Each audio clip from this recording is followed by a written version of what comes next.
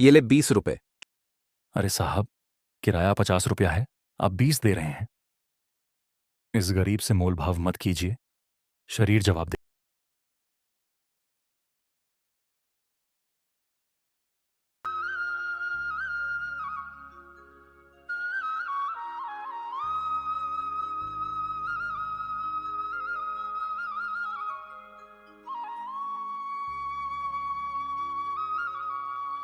यह कहानी है एक छोटे से गांव के गरीब किसान रघु की, जिसके जीवन में हर दिन एक परीक्षा होती थी। ये कहानी सिर्फ गरीबी की नहीं, इंसानियत, उम्मीद और आत्मबल की है। जब सूरज आग बरसा रहा था और शहरों में लोग एसी और फ्रिज की ठंडक में राहत पा रहे थे, तब रघु और उसका परिवार गर्म हवाओं में जीवन की जंग लड़ रहा था। रघु उम्र लगभग 40 साल, पतली काया, लेकिन मेहनत की लकीरें उसके माथे पर साफ झलकती थीं। कुछ साल पहले तक उसके पास एक छोटी सी जमीन थी, लेकिन सूखे और कर्ज की मार ने वो भी छीन ली। घर में उसकी अम्मा, जो बूढ़ी और बीमार थीं, उन्हें शुगर और गठिया की बीमारी थी। पत्नी सुनैना हमेशा पल्लू संभाले सुबह से शाम तक किसी न किसी के घर बर्तन धोने या झाड़ू पोंछा करने में लगी रहती। 2 छोटे बच्चे, गोलू और मीना, जो खेल के उम्र में भी जिम्मेदारियों को अपनी मासूम आंखों में समेटे हुए थे। इस साल गर्मी असहनीय थी। पानी का स्तर इतना नीचे चला गया कि गांव के कुएं सूख चुके थे। नल में कभी कभार पानी आता। बहन, ये कुआं तो एकदम सूख चुका है। कैसे काम होगा? घर का खाना बनाना है, कपड़े धोने हैं। ये गर्मी तो जानलेवा हो गई है। पीने तक को पानी नहीं है अब तो। पशु पक्षी तक तड़प रहे थे और इंसान तो जैसे जीवित लाशें हो गए थे। देख रही हो सुनीता, ये गर्मी कितनी बढ़ती जा रही है, जैसे घर में ही आग के गोले गिरने लगे हों। अब हम मिडिल क्लास वालों के लिए कहाँ से एसी लाए? महंगाई भी तो कितनी बढ़ गई है। हाँ रागिनी, एकदम सही बोल रही हो। ठंडा पानी के लिए तो गला तरस गया है। बस भगवान करे जल्दी बारिश हो जाए, नहीं तो हम सब जल ही जाएंगे। अम्मा की हालत बिगड़ने लगी। तेज बुखार, शरीर में दर्द और लगातार कमजोरी। रघु के पास न दवाई के पैसे थे, न डॉक्टर तक जाने का कोई साधन।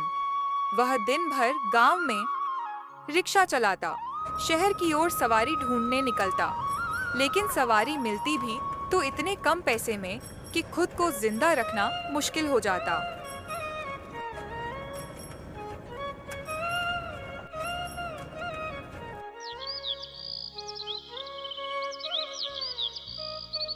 अगर आज 100 रुपए भी मिल जाए तो अम्मा के लिए दवा खरीद सकूं।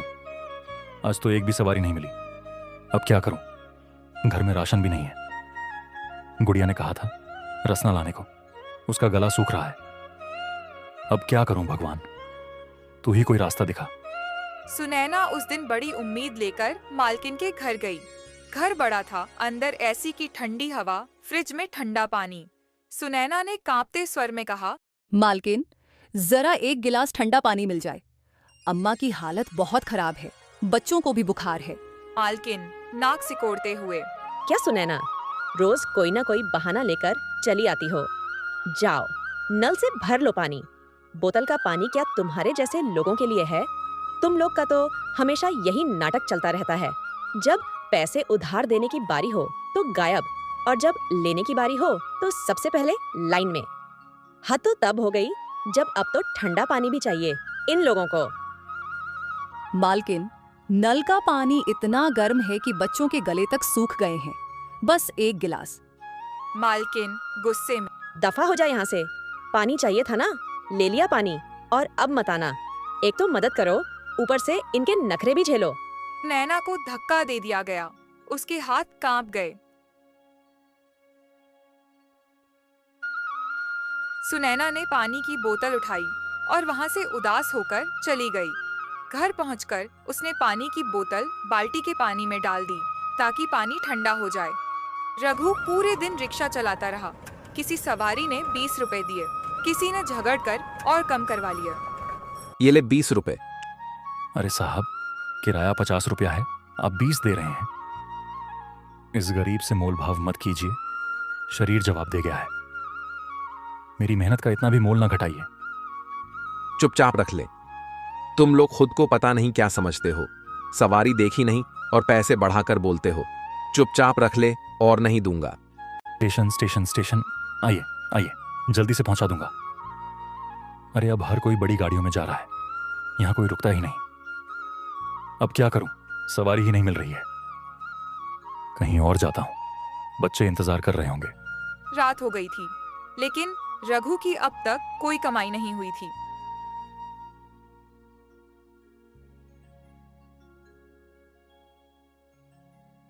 अगले दिन गर्मी और बढ़ चुकी थी।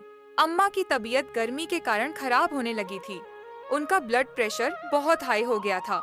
रघु और सुनैना दोनों बच्चों को घर में बैठाकर अम्मा को लेकर अस्पताल की ओर भागे।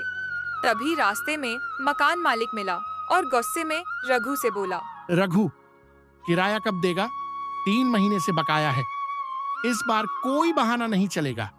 और ऊपर से तूने उधार भी बहुत ले रखी है। मैं और समय नहीं दूंगा तुझे। मालिक, बस अम्मा को अस्पताल ले जा रहा हूं। वादा करता हूं जल्द ही दूंगा। 2 दिन का वक्त है, वरना घर खाली करना होगा। अस्पताल पहुंचे तो डॉक्टर ने जांच करके बताया, आपकी अम्मा की मैंने जांच कर ली है। उन्हें डिहाइड्रेशन हुआ है। ग्लूकोज चढ़ाना पड़ेगा। इसमें 500 रुपए लगेंगे। जी डॉक्टर साहब, ग्लूकोज चढ़ा दीजिए और ये मेरी घड़ी ले लीजिए, क्योंकि मेरे पास पैसे तो नहीं हैं। ठीक है, मैं चढ़ा देता हूं। आगे से ध्यान रखिए, इन्हें पानी ज्यादा पिलाइए। डॉक्टर ने जो ग्लूकोज चढ़ाया उसके पैसे देने के लिए रघु ने अपनी घड़ी गिरवी रख दी।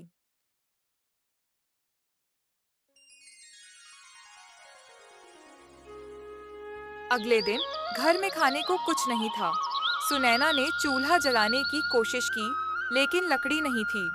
उसने बची हुई सूखी रोटियां बच्चों को दी। माँ, रोटी तो गर्म होती है ना, ये तो टुकड़ों में टूट रही है। बेटा, कल से दूध भी लाऊंगी तेरे लिए। उस दिन सुनैना बहुत रोई और रघु से बोली, क्या यही जीवन है? हे भगवान, ये कैसा जीवन है? एक तो गरीबी, ऊपर से ये आपका मौसम का प्रकोप। मकान मालिक फिर आया और इस बार उसके साथ 2 आदमी और थे। अब कोई बहाना नहीं रघु। 2 दिन पूरे हो गए, सामान बाहर फेंकवा दो। नया किराएदार आ रहा है। कर्ज के पैसे दे और घर खाली कर। अब मैं तुम लोगों पर रहम नहीं दिखाऊंगा, मेरा नुकसान हो रहा है। रघु ने मालिक से कहा, मालिक, ये सुनैना के कंगन हैं, इन्हें रख लीजिए, क्योंकि हमारे पास इतने पैसे नहीं हैं कि आपका कर्ज और मकान का किराया चुका सकें। लेकिन थोड़ी देर बाद मालिक के आदमियों ने घर का सारा सामान बाहर फेंक दिया। फिर रघु ने सुनैना की ओर देखते हुए कहा, अब हमारे पास खोने को क्या बचा है? सुनैना, हमारा घर जो हमें इस धूप और गर्मी से बचा रहा था, अब तो वो भी नहीं रहा। पर कोई बात नहीं, मैं कुछ न कुछ जरूर करूंगा। तुम सब चिंता मत करो।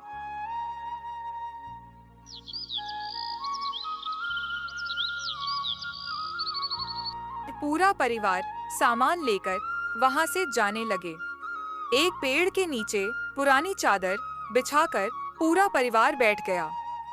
गर्म हवा और मच्छर, भूखे पेट, बीमार माँ और डरे हुए बच्चे, जीवन का ये सबसे मुश्किल मोड़ था।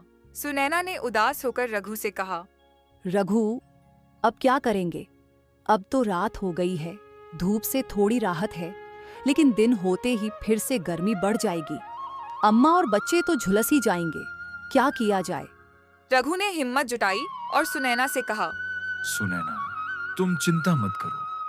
हम लोग चादर को पेड़ की साइड से बांधकर एक सिर ढकने का जुगाड़ ढूंढ लेंगे। अम्मा और बच्चों को धूप नहीं लगने देंगे। जैसे तैसे करके ये दिन भी कट जाएगा। सुनैना ने भर्राए हुए स्वर में कहा, और मालिक ने तो हमारी रिक्शा भी ले ली, जो उनसे मांगकर लाए थे रघु। अब तो रोजी रोटी का भी सहारा छिन गया। रघु ने सुनैना की बात सुनकर गहरी सांस ली, फिर भी हिम्मत जुटाते हुए बोला, कुछ ना कुछ तो रास्ता निकलेगा सुनैना। अभी हमें टूटना नहीं है।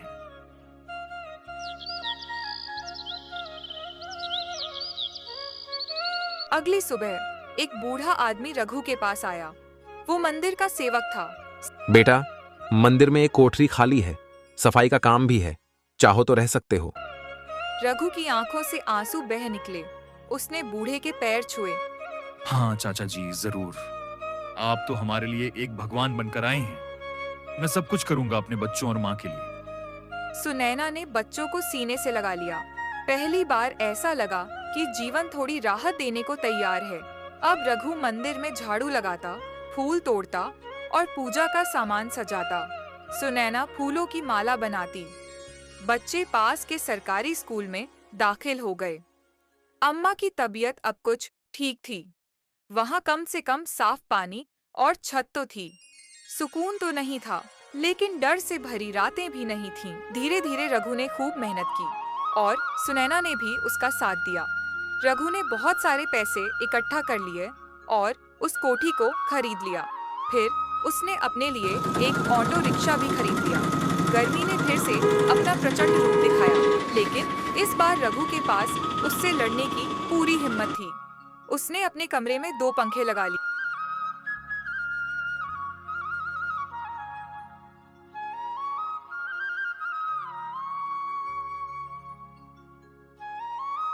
और एक दिन रघु ने अपनी दुख भरी बातों को याद करके सुनैना से कहा, हम गरीब सही, मगर इज्जत से जीना जानते हैं। इंसानियत अब भी जिंदा है, बस किसी को दिखती नहीं।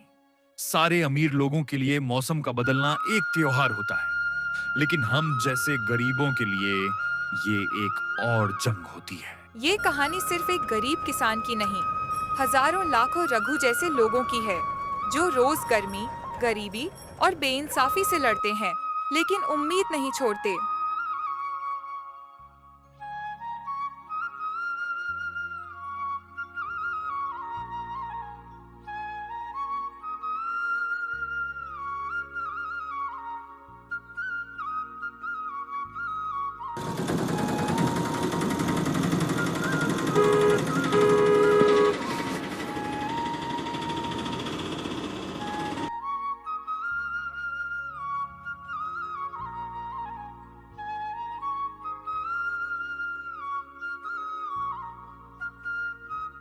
कहानी पसंद आई हो तो चैनल को लाइक, शेयर और सब्सक्राइब जरूर करें। धन्यवाद।